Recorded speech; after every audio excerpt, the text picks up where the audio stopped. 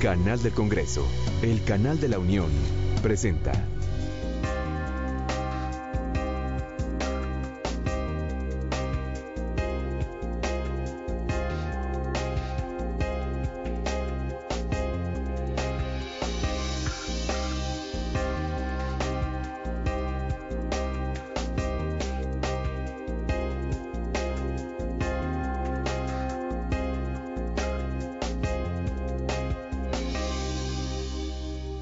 ¿Qué tal? Como siempre es un gusto saludarle aquí en el canal de televisión del Congreso de la Unión. Hoy tenemos la posibilidad de platicar con el presidente del Parlamento de Finlandia que está de visita en nuestro Senado mexicano y estaremos hablando precisamente de la actividad que está realizando en México y también algunos aspectos relevantes del Parlamento de su país. Agradezco estos minutos al presidente del Senado finlandés. Eero, muchísimas gracias por darnos estos minutos al canal del Congreso. Mi primera pregunta, ¿cuál es el motivo de esta visita que están haciendo ustedes a México en estos días? Suomessa on lisääntyvä mielenkiinto yhteistyöhön Meksikoa kohtaan. Meksikon rooli nähdään hyvin myönteisenä. Meillä on ollut paljon hyvää poliittista yhteistyötä aikaisemmin, muun muassa YK:ssa. Ja sitten näemme, että Meksikon taloudellinen merkitys kasvaa ja haluamme tässä mielessä lisätä kanssakäymistä sekä meidän poliitikkojen kesken, mutta myös sitten mahdollistaa yritysten parempi yhteistoiminta. ¿Existe alguna similitud entre los trabajos parlamentarios mexicanos y los trabajos parlamentarios finlandeses en los cuales haya algún proyecto de cooperación en el futuro? Kyllähän perustyötavat on hyvin samanlaisia niin täällä Meksikossa kuin Suomessakin. Lainsäädäntötehtävät kuuluu parlamentille. Suomessa hallituksen valvonta on tärkeä tehtävä. Eduskunta pitää siitä huolta, että hallituksen päätökset nauttivat eduskunnan luottamusta. Kansainväliset sopimukset tulevat molempiin parlamentteihin hyväksyttäväksi. Sitten on tietysti pieniä eroja myös työskentelytavoissa ja esimerkiksi meillä perustuslain tulkinta kuuluu eduskunnan perustuslakivaliokunnalle, täällä se on tuomioistuimella, mutta näinhän se on kaikkien maiden kesken. Hay un aspecto que en México tenemos una década y media trabajando, sobre todo las legisladoras mexicanas, el aspecto de la equidad entre los géneros.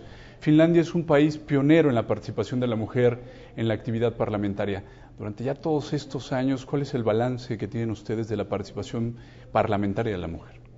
Suomi ensimmäisenä maailman maana antoi naisille sekä oikeuden olla ehdokkaana että äänestää. Se tapahtui 1906.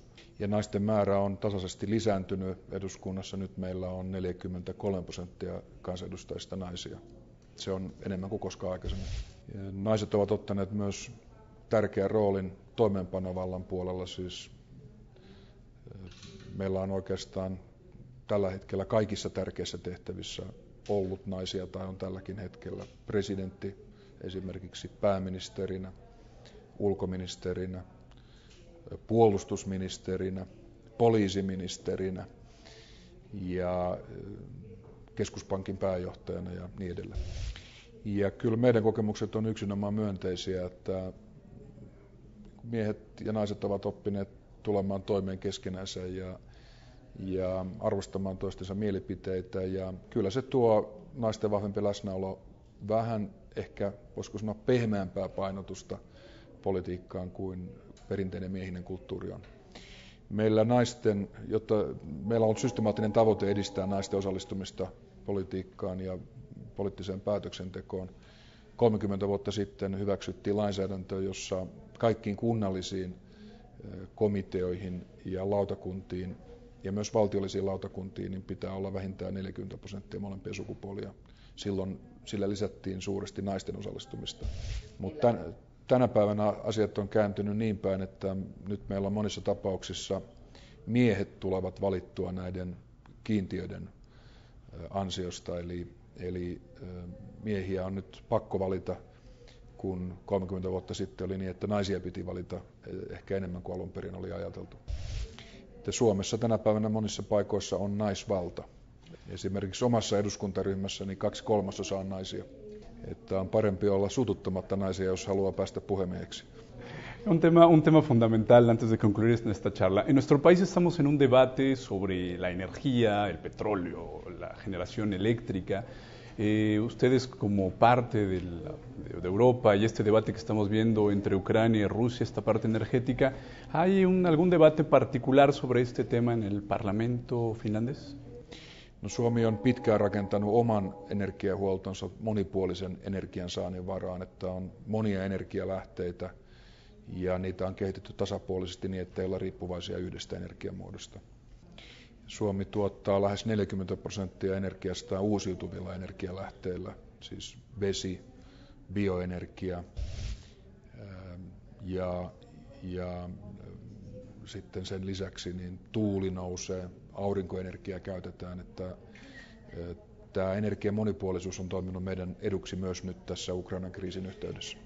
Ostamme kaasua myös Venäjältä, mutta koskaan meillä ei ollut minkäänlaisia vaikeuksia tämän kaasun toimittamisen kanssa, että me olemme tulleet hyvin toimeen venäläisten kanssa. Bueno, para concluir esta charla, me gustaría conocer si la plática con nuestros representantes ha llegado a algún acuerdo, habrá un programa de colaboración, una reunión parlamentaria. ¿Qué han estado platicando los legisladores mexicanos con ustedes? Meillä on ollut erittäin hyvät ja intensiiviset keskustelut, joissa on käyty lävitse paljon sitä, mitä Meksikossa tapahtuu. Olemme saaneet hyvän informaation tästä Meksikolle tärkeästä uudistusohjelmasta.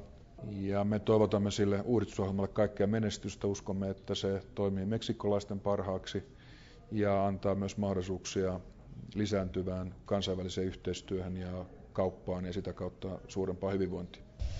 Sitten olemme puhuneet paljon yhteistyöstä koulutuksen alueella ja mitä voitaisiin siellä tehdä yhdessä ja hyödyntää toistemme kokemuksia. Suomihan on käyttänyt paljon voimavaroja pitääkseen siitä huolta, että kaikki kansalaiset saavat korkean koulutuksen ja se on ollut yksi meidän menestyksemme aivan ratkaisevia tekijöitä.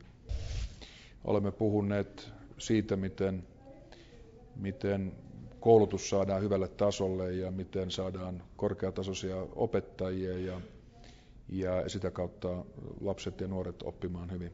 Sitten olemme puhuneet hyvin paljon kaupallisen yhteistyön mahdollisuuksista. Olen kertonut meidän suomalaisten vahvuuksista. Meillä on tietyillä teollisuuden alalla maailman huippuyrityksiä, jotka on ihan maailman kärjessä. Esimerkiksi juuri uusiutuva energia on sellainen alue, jossa meillä on paljon hyvää teknologiaa olemassa. Sitten meillä on metsäsektori, jossa on maailman huippuyrityksiä ja metsän hoitaminen ja metsäraaka-aineen käyttö on sellainen, jossa meillä on mahdollisuuksia yhteistoimintaa. Sitten veden käsittely, veden puhdistus on sellainen alue, joka on ollut keskustelussa esillä. Satamatekniikassa yhteistyössä on paljon mahdollisuuksia satamien nostureissa ja logistiikkajärjestelmissä. Ja mitä korkeampia rakennuksia rakennetaan, niin sen enemmän meidän hissiyhtiöt ovat tyytyväisiä. No, olemme sopineet siitä, että jatkamme yhteistyötä ja kanssakäymistä kansanedustajien ja senaattoreiden kesken. Olen kutsunut sekä edustajanhuoneen että senaatin valtuuskunnan ja puheenjohtajat Suomeen ja edustajanhuoneen puolelta olemme jo sopineet, että tämmöinen valtuuskunta saapuu vielä lähimmän vuoden aikana. Sitten olen luvannut myötävaikuttaa siihen, että Suomen opetusministeri tulisi vierailulle tänne Meksikoon ja tätä koulutusyhteistyötä voitaisiin vahvistaa tämän vierailun yhteydessä. Ja sitten olemme sopineet ystävyysryhmien välisestä kanssakäymisestä ja siitä, että tavoitteemme on vielä syksyn aikana pitää tämmöinen ilmeisesti maailman parlamenttien historian ensimmäinen yhteinen telekonferenssi, johon osallistuvat Suomen ja Meksikon parlamenttien ystävyysryhmät. Että katsomme myös uusia tapoja kanssakäymiseen, että aina ei tarvitse matkustaa, voi myös järjestää uutta teknologiaa käyttäen yhteyden. Ja tämä telekonferenssi on tarkoitus järjestää ensi syksynä ja aion itse olla kyllä paikan päällä todistamassa tätä historiallista tapahtumaa. Ja sekin kertoo siitä, että me molemmat maat ollaan kehityksen eturivissä kiinnostuneet käyttämään uutta teknologiaa. Mr. Ero, muchísimas gracias por haber compartido toda esta información, todos estos puntos de vista desde el Parlamento finlandés. Le agradecemos mucho la entrevista. Muchas gracias. Vamos a continuar con estas entrevistas de legisladores destacados y, por supuesto, de las personas y personalidades que visitan nuestro Congreso Federal. Continúe con nosotros aquí en el canal de televisión del Congreso de la Unión. Hasta pronto.